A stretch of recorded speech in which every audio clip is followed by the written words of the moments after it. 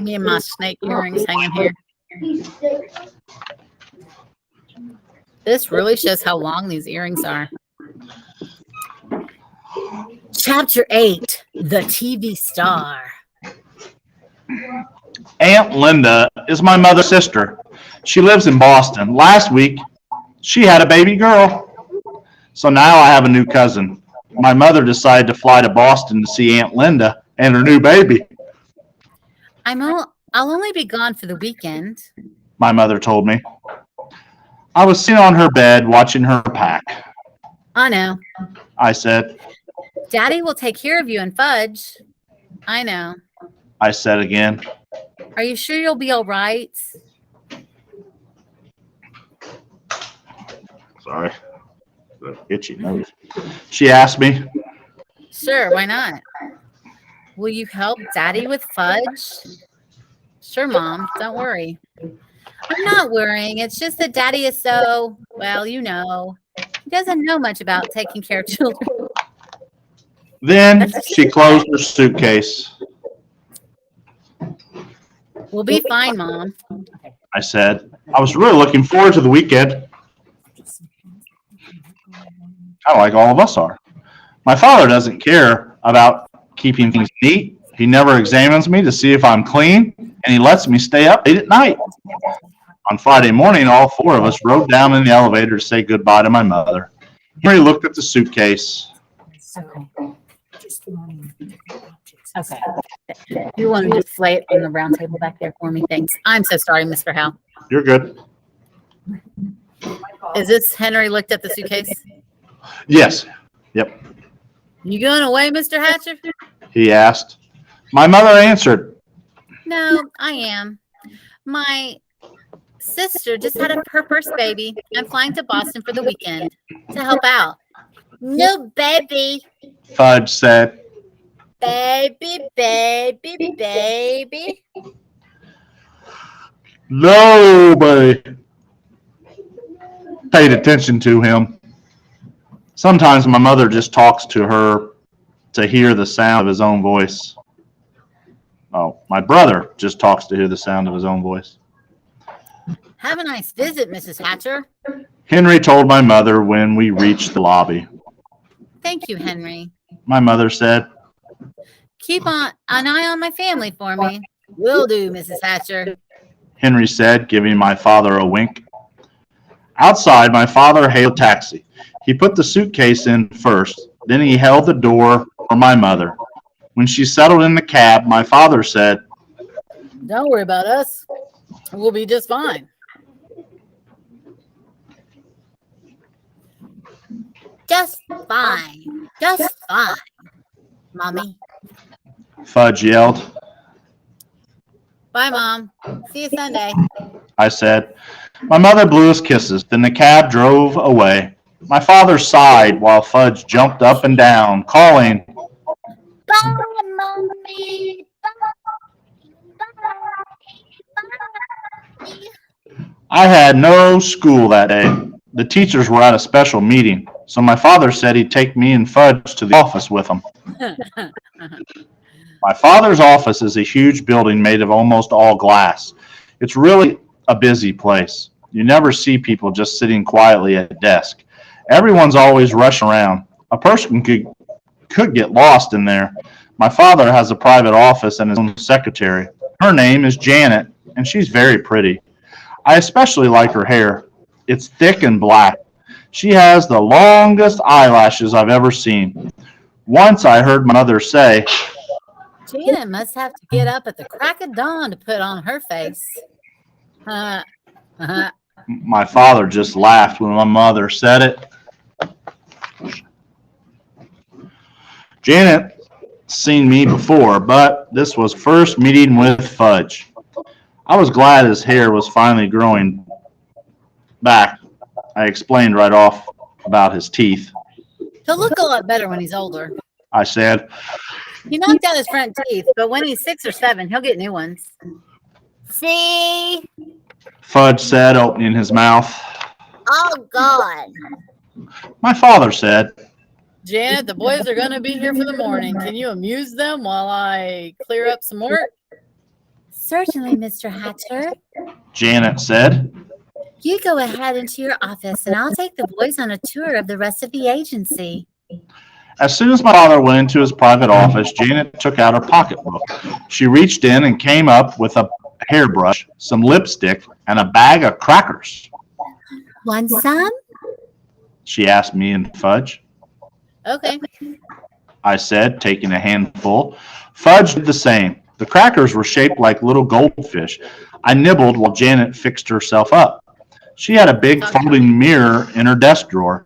She set it up on top of her desk and went to work on herself.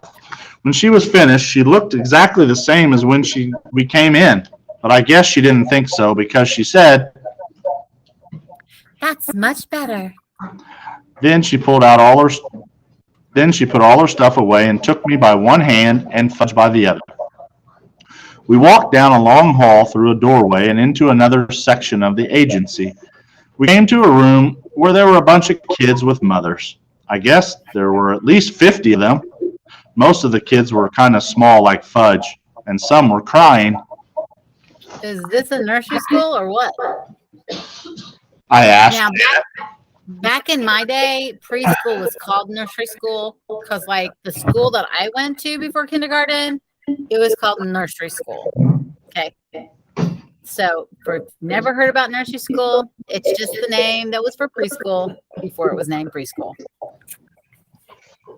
Anyway, that's just bonus information because I'm old. I'm a little bit older than this book. Just this much older. Anyway. Now the kid's like, well, how old's the book? Okay. I asked Janet, and then she laughed. They're here to try out for the new Toddle Bike commercial. You mean they all want to be the kid who rides the Toddle Bike on TV? Yes. At least their mothers want them to be picked. Janet said. We can only use one.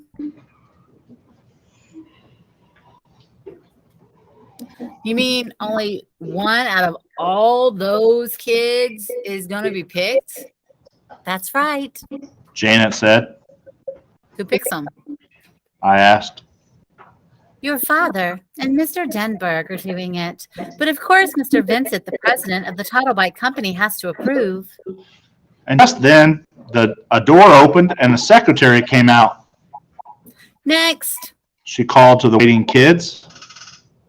Ma Murray's next. A mother said. Oh, no, he's not.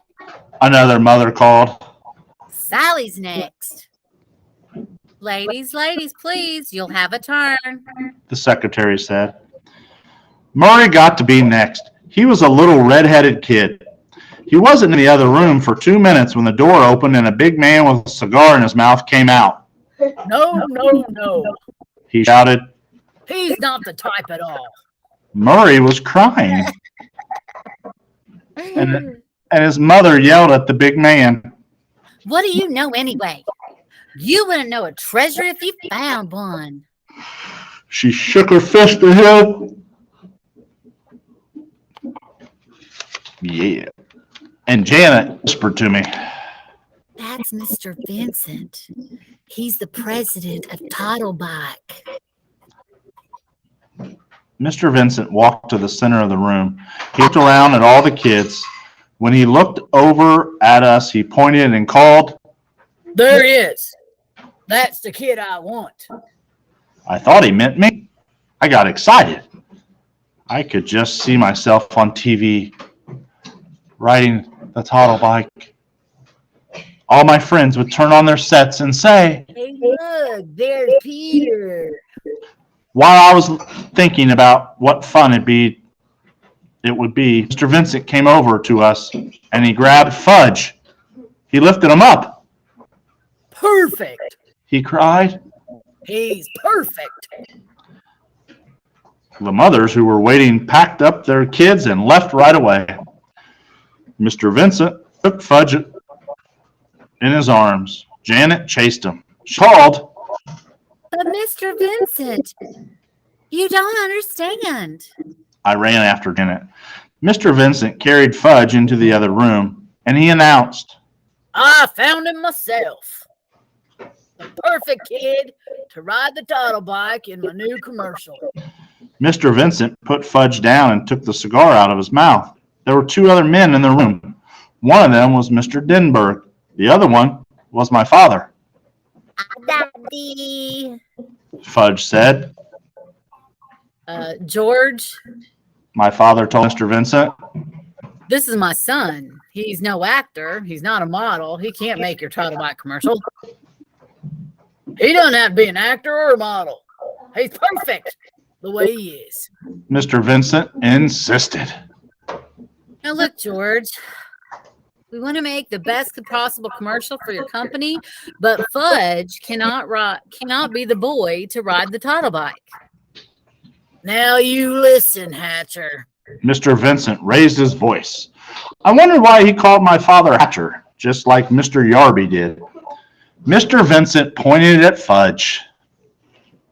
Either that kid rides my title bike, or I'm going to take my account to another advertising agency. It's that simple.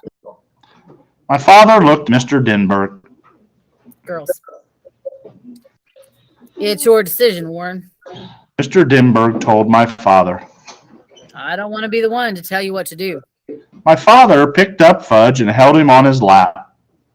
Would you like to ride the title bike, Fudge? It's just like the one you have at home. Why are you asking him? I said. What does he even know about making commercials? My father acted like he'd forgotten I was even around. I'm thinking, Peter. He said. Please be quiet. Well, Hatcher. Mr. Vincent said. What'll it be? This kid of yours, or do I go to another agency? I remembered how my father lost the Juicio account because of Fudge. Now, maybe he'd lose this one too, and I don't think he can afford that. Finally, my father said, All right, George, you can use them on one condition, though. What's that, Hatcher? Mr. Vincent asked. The commercial has to be made this afternoon. After today, my son Fudge will not be available. That's fine with me, Hatcher. Mr. Vincent said. Is he going to get paid? I asked my father. I'll worry about that, Peter. My father said. That probably meant yes. He'd be paid a lot and have lots of money in the bank. I have nothing. And someday I'd have to borrow from him. No, wait a minute. Never, never, never. I'll never borrow money from Fudge. I'll starve first. Can I at least watch him make the commercial? I asked. Certainly. My father said. You can watch the whole thing. I turned to Mr. Denberg. Will Fudge be famous? I asked. No, not famous, but a lot of people will think he looks familiar. Mr. Denberg said.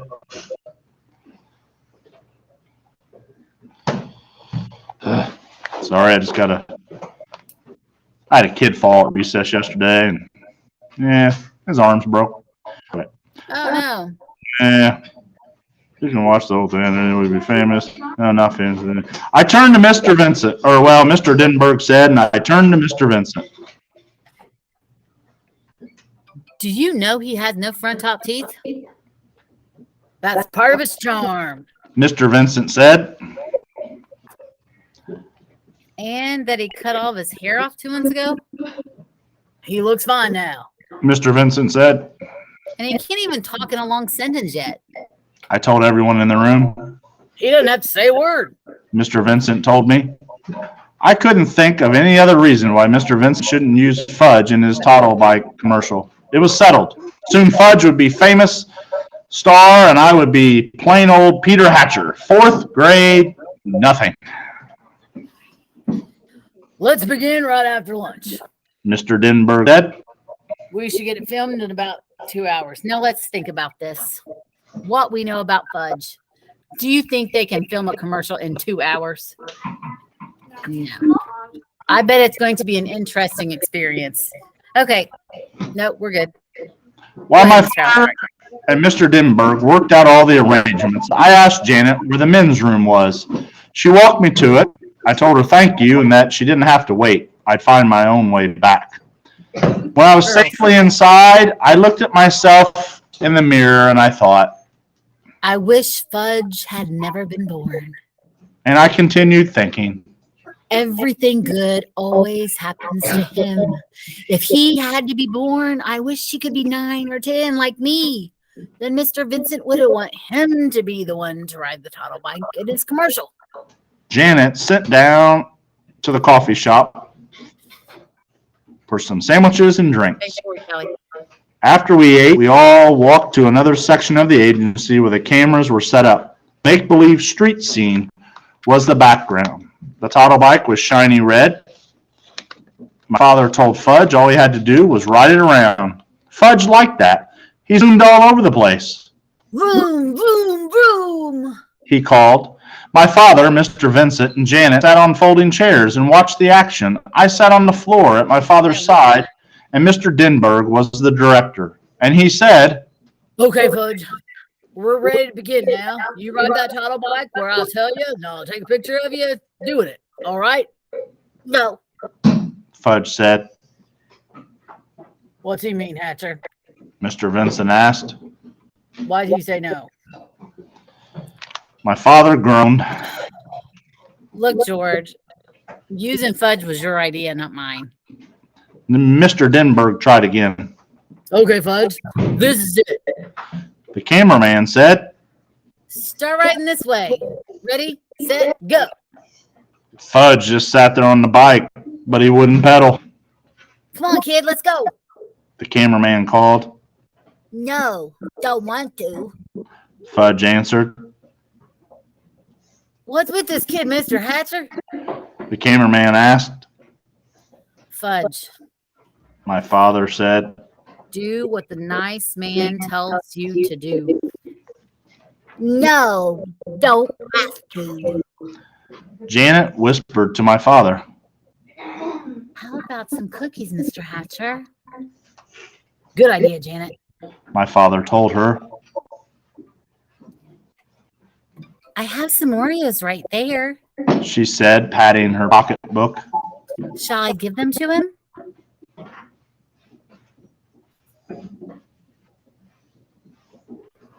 Oh, sorry. No, one at a time. My father said. Janet walked across the room to Fudge. He was still sitting on the bike. If you do what the nice man says, you can have a cookie. Janet told him. Show me. Fudge said. Janet held up a box of Oreos. She was really prepared. I thought. She must eat all day long. What, with crackers shaped like goldfish and a whole box of Oreos too? I wondered what else she had in that pocketbook. Give me, Fudge said. Janet held up one cookie. Fudge reached for it, but Janet didn't let him get it. If you do what the nice man says, you can have an Oreo, maybe even 2 or 3 Oreos. First cookie. Fudge said. First, do what the nice man says. Janet told him. No. First cookie. Give him one, Janet. Mr. Dimberg called. We haven't got all day to fool around. Janet gave Fudge one Oreo. He ate it up. Okay, kid. All ready now. Cameraman said. You ride over to me. Fudge didn't do it. Mr. Vincent was losing his patience. Hatcher! He hollered. You get that son of yours to ride my title bike, or I'm taking my whole account away from this agency. Must I remind you, George, using Fudge was your idea, not mine. My father said. Forget about whose idea it was, Hatcher. He's your kid. You better get him through him. You better get through to him now. I have an idea. My father said, and he walked to a corner of the room and beckoned to the others. Mr. Denberg and Mr. Vincent gathered around him along with the cameraman and Janet. They looked like a bunch of football players huddled together talking about the next play. Soon, my father called, Hey, Peter, we want you to ride the Toto bike for us to show Fudge how to do it. He already knows how to ride the bike. I said. Didn't you see him zooming around on it? He won't do it for the cameras, though. My father explained. We need your help. Will I be in the commercial, too? I asked. Well, the Toto bike is really for very young children. Mr. Denberg said. Otherwise, we'd have you do it in a minute. I got the message. It was like buying shoes and like at Dr. Brown's office. They're going to use me to get Fudge to do what they wanted him to do. I wondered how anybody would ever manage my brother without my help. I walked over to Fudge and told him I was going to ride the bike. Get off. I said. Fudge held on to the bike. No, mine. It's not yours.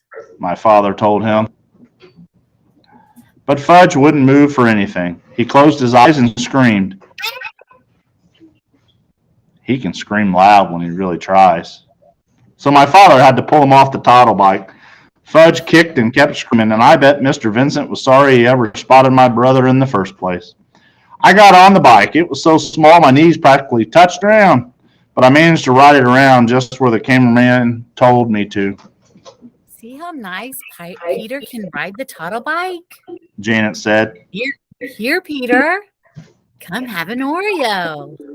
You did that so well. You can have 2 or 3 Oreos if you want. Fudge stopped screaming. Me. He said. What? My father asked him. Me lied. Me. You can't. Oh. You can't ride as well as Peter can. Mr. Denberg said. Okay, so. Fudge told him. I don't think you can. Mr. Denberg said. You already had a turn, Fudge, and you didn't do what I told you to do. Me! You want to try again? My father asked. Again. Fudge said. Again.